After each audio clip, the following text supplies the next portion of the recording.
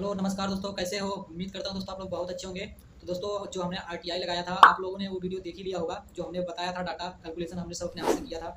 आपने वो वीडियो देखा होगा ज़रूर। तो ये वीडियो में हम बताने वाले हैं वो आरटीआई कितना सही है कितना गलत है। दोस्तों तो बने रहिए, हमने इस कागज़ में कुछ चीज़ें लिखी है, तो इसी को देखकर हम बताने वाले हैं कि वो डाटा कितना सही है। दोस्तों सबसे पहला पॉइंट ये है कि दोस्तों जहाँ से हम अप्रेंटिस कर रहे थे, हम अप्रेंटिस किए हैं रेल कोच फैक्ट्री कपूरथला से। दोस्तों वहाँ पर कितनी सीटें थी? लगभग पूरा 550 सीटें थी। 550 सीटों पे दोस्तों आप सुनते जाइए पहले। 550 सीटों पे दोस्तों 1.5 गुना कैंडिडेट को बुलाया गया था अप्रेंटिस करने के लिए। 1.5 गुना कैंडिडेट को जब अप्रेंटिस करने के लिए बुलाया गया वहाँ पे, तो 825 लोगों को बुलाया गया 550 सीटों पे आरसीएफ में अप्रेंटिस करने के लिए। तो फर्स्ट मेरिट में 825 लोगों को बुलाया गया 550 सीटों पे ज्वाइन करने के लिए। लेकिन कितने लड़के आए थे पता है दोस्तों? पहली मेरिट लिस्ट में सिर्फ 150 लड़के लगभग ज्वाइन किए थे। उसके बाद दोस्तों दूसरी भी मेरिट आई, उसमें भी लगभग 150 से कम भी लड़के ज्वाइन किए। उसके बाद दोस्तों तीसरी लिस्ट आई, उसमें भी ऐसे ही ज्वाइन किए जितना लगभग ऐसे ही। 4 बार लिस्ट आई दोस्तों, फिर जाके उस वहाँ पर यह है कि 4 बार वहाँ पर लिस्ट जारी किया गया। फिर जाके वहाँ पर लगभग 450 लड़के तक ने अप्रेंटिस मतलब वहाँ पे ज्वाइन किया, और उसी में से कम 15-20 लोग तो छोड़ भी दिए थे।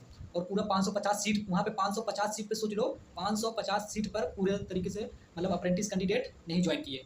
और बुलाया जाता था कितना कितना 850-900 लोगों को, 1.5 गुना कैंडिडेट को। 500 सीट पे पूरा अप्रेंटिसशिप ज्वाइनिंग नहीं कर पाते हैं लड़के। और दोस्तों कई कई ऐसे जोन हैं जो मतलब कि एक बार मेरिट निकाल दिए और फिर दोबारा मतलब पूछते नहीं कि भाई आपको करना है या नहीं करना है। वो एक ही बार में जितने लोग ज्वाइन करें करवा लेते हैं, बाकी फिर दोबारा मेरिट लिस्ट निकालते ही नहीं। कई सारे जोन हैं, लगभग 10 जोन तो ऐसे ही करते हैं, एक बार आया उनका फिर दोबारा उनका ज्वाइनिंग नहीं आती। एक ही बार वो कराएं, दोबारा सेकंड मेरिट लिस्ट उनका जारी नहीं होता है। दोस्तों जब मैं अप्रेंटिस कर रहा था तो एनएसडीसी ने मुझे जनवरी-फरवरी में, इसी साल 2024 में जनवरी-फरवरी में मैसेज किया है व्हाट्सएप पे कि दोस्तों आप अप्रेंटिस कर रहे हैं तो आप एक छोटा-सा और स्किल करिए। अभी 4-5 दिन दोस्तों शायद आप लोग के पास भी, जो लोग अप्रेंटिस कर रहे हैं एनएसडीसी की तरफ से, दोस्तों आप लोगों के पास व्हाट्सएप पर मैसेज आ रहा होगा।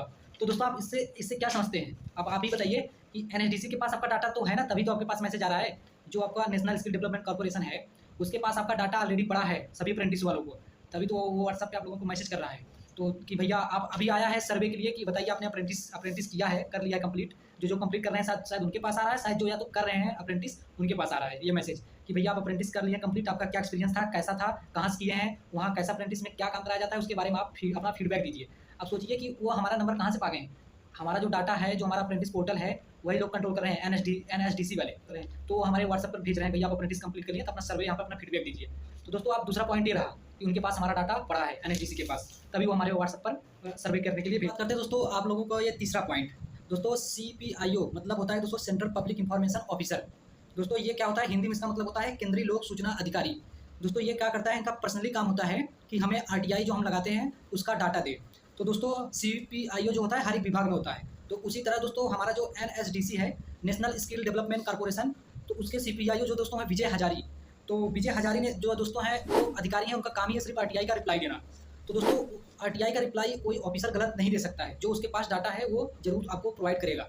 तो दोस्तों ये रहा हमारा तीसरा। और बात ये रहेगी दोस्तों, तीसरा पॉइंट। और चौथा पॉइंट ये है कि दोस्तों जो हमारा ये यूआर का डाटा नहीं दिए हैं, हमने यूआर उसमें दोस्तों यूआर हमने उसमें कंसीडर भी किया था। हमने उस जो आरटीआई का रिप्लाई है उसके खिलाफ हमने फर्स्ट अपील दायर कर दी है दोस्तों। अब उन्हें दोस्तों फिर से वो यूआर का भी डाटा देना पड़ेगा।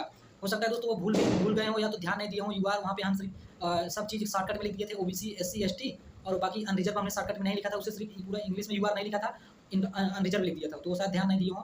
तो दोस्तों हमने फर्स्ट अपील दायर कर दी है। अगर फर्स्ट अपील में वो नहीं देते हैं, मैं फिर सेकंड अपील भी वहाँ पर कर दूंगा। अगर सेकंड अपील नहीं देते हैं तो मैं दोस्तों क्या करूँगा, जो हमारा होता है सूचना आयोग के पास इनका कंप्लेन कर दूंगा, विजय हजारी का जो हमें ये डाटा दिए हैं उनका। फिर दोस्तों वो पूरा क्लियर होता है। ये पॉइंट है कि दोस्तों आप लोग देखते होंगे जब भी सीसीए कैंडिडेट पे वीडियो बनता है, जो भी रेलवे में अप्रेंटिस कर रहे हैं उनके ऊपर वीडियो बनता है, तो आप मान लो किसी भी बड़े चैनल पे जाके देख लो, जैसे अनिल सर हो गए और ये गौरव जक्सन हो गए, उनके वीडियो पे आप लोग देखेंगे इससे संबंधित, जो रेलवे से अप्रेंटिस से संबंधित वीडियो है, उस पर आप लोगों को हद से ज़्यादा मैं बता रहा हूँ, तो आपको 35K से ज़्यादा, 30 मतलब 35K मतलब कि 35,000 व्यूज़ से ज़्यादा उस पर व्यूज़ दिखता नहीं होगा।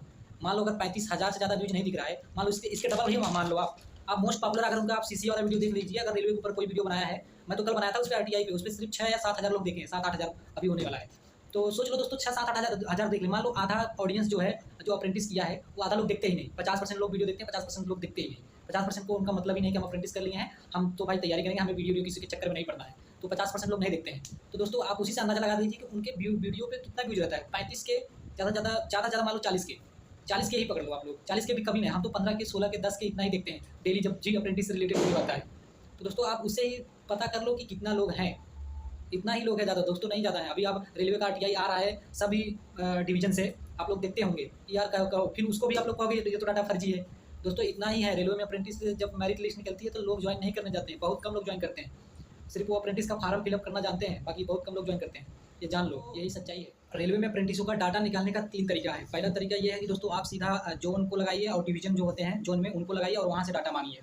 और दूसरा तरीका ये है कि दोस्तों जो हमने किया था अभी, हमने सबसे पहले लगाया था स्किल इंडिया एंटरप्रेन्योरशिप के पास, तो वहाँ से मेरा डाटा सबसे पहले गलती से डीजीटी के पास चला गया था। हमने सब कैटेगरी में डीजीटी चुना तो पहले डीजीटी के पास भेज दिया, फिर हमने वहाँ पे लिखा था स्किल इंडिया के पास, तो हमारा स्किल इंडिया के पास भेजा। और उसके बाद वहाँ से भेजने के वहाँ पे दोस्तों आरटीआई का नियम ये कहता है कि अगर कोई कुछ जवाब पूछ रहा है तो अगर वो गलती से कहीं गलत ही कुछ कहाँ जहाँ पे लिखा है उसका वो आप आरटीआई वहाँ पे पहुँचा दीजिए। आरटीआई के नियम में ये है कि आप भेज दिए दूसरी जगह तो आपका रिजेक्ट हो जाएगा। उसका काम है कि वो आरटीआई सही जगह पे भेजे। आप एक बार आरटीआई लगा के कहीं पर भी भेज दीजिए, वो सही जगह पे पहुँच जाएगा, ये होता है आरटीआई में। तो दोस्तों उसने भेज दिया, डीजीटी ने स्किल इंडिया के पास भेजा वहाँ पे एनएचडीसी के पास, एनएचडीसी ने वो जो डाटा हमने बता दिया। ये दूसरा तरीका हो गया। तीसरा तरीका दोस्तों हमने ये नया सोचा अपने माइंड में, शायद ये कामयाब हो जाएगा।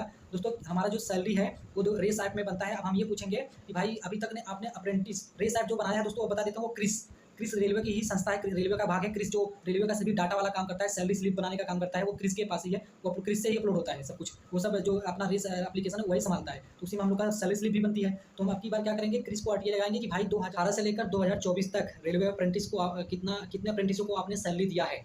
तो उनके पास अगर ये डाटा होगा, डाटा तो जरूर होगा भाई, वो सैलरी स्लिप बना रहे हैं तो उनके पास भला ये डाटा नहीं होगा कि 2018 से लेकर और 2024 तक हमने कितने अप्रेंटिसों को सैलरी दिया है।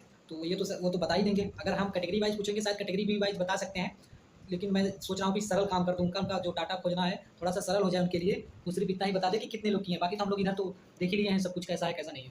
तो दोस्तों ये करेंगे, ये हम लगाएंगे आरटीआई जल्द, आज या कल या परसों में लगा देंगे। तो दोस्तों ठीक है, तो बस यही आप लोगों को बताना था, ये सब कर रहे हैं दोस्तों, आप लोगों के लिए यही कर रहे हैं। तो बाकी दोस्तों आप लोग जो पीछे देख रहे हैं ये ऐसे ही लगा है, पढ़ाई लिखाई कुछ नहीं होता है। यहाँ पे देखिए पढ़ने लिखने में हम इतना तेज नहीं है दोस्तों, बस ऐसे ही लगा कर रख देते हैं। ऐसे ही एक बार अप्रेंटिस कर रहे थे, 6 महीने से लगा लिए थे, लेकिन पढ़ाई लिखाई कुछ नहीं किए थे। तो दोस्तों पढ़ाई लिखाई नहीं करते हैं आप लोग, ये मत समझिएगा कि खूब पढ़ाई लिखाई करते हैं। तो ऐसा ना हो कि भाई हमारा सिलेक्शन ना हो तो आप लोग कहें कि भाई बड़का यूट्यूबर बन रहे थे। तो दोस्तों ऐसा नहीं है कुछ। तो दोस्तों ठीक है दोस्तों, धन्यवाद, फिर मिलते हैं नेक्स्ट वीडियो में।